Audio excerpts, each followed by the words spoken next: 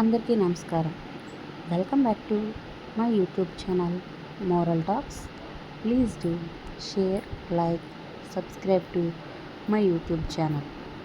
ప్రతి తండ్రి అదృష్టంలో కూతురు ఉండదు. దశరథ మహారాజు తన నలుగురు కొడుకులతో కూడిన వివాహ శోభాయాత్రను తీసుకొని జనక మహారాజు ద్వారం వద్దకు వెళ్తాడు. అప్పుడు జనక మహారాజు వారి వివాహ శోభయాత్రకు సాదరపూర్వక స్వాగతం చెబుతాడు. అప్పుడు వెంటనే దశరథ మహారాజు ముందుకు వెళ్ళి జనక మహారాజుకు పాదాభివందనం చేస్తాడు.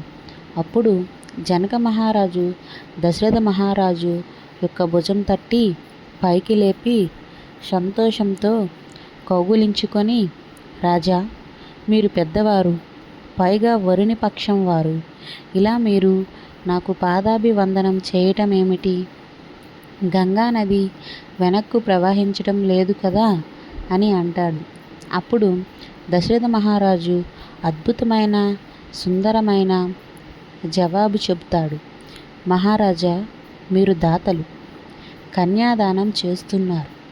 నేనైతే యాచకుణ్ణి, మీ ద్వారా కన్యను పొందాలని వచ్చాను.